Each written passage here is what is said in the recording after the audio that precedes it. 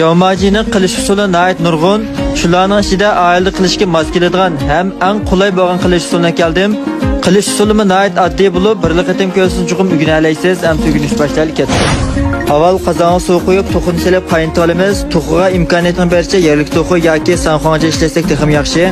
Qaynaganda ko'piklarni bir qator suzatgandan keyin xushbiroq materiallardan quruqlaza, savgo, bajo, xoja va zanjibillarni silib, orqadan bir qo'shq tuz, yarim qo'shq aqmish silib, tuvoqni yopib, yarim soat atrofida qaynatib to'xini pishirib olamiz. Endi biz javmajiga may tayyor qilamiz. Buning ketadigan materiallar ko'k kavob uchun mo'g'ujo va qizil kavob uchun suratdagi miqdorda tayyor qilamiz. Yana az miqdorda ochiq yo'q shallaz silib, ustiga suv quyib, yarim soat suvchilab qo'ygandan keyin qozonga bir cho'mich may qo'yamiz. Ishlatadiganimiz bo'lsa, Al-Nurining bulg'armidan xoli yeshil o'lcham ishlanadigan sog'lom bo'lgan tunjusqin birinchi darajalik darangiz meya.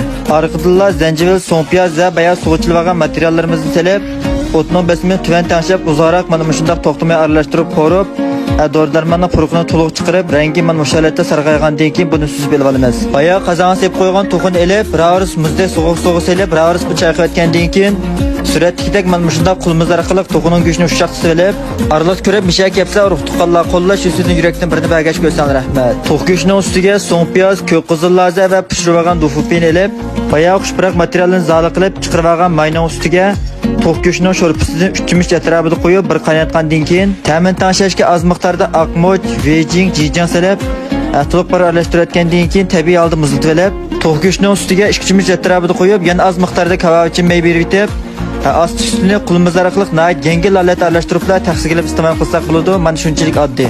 Tuqqanlar bu oiladagi eng oddiy qilish usuli. Mana mush tayyorlagan mazmunimdan foydalanilgan tuqqanlar haqsiz yurakdan birini bilsa, pinglar rayoniga gullan ko'plab yo'llab qo'ysanglar, qo'lingizga rahmat.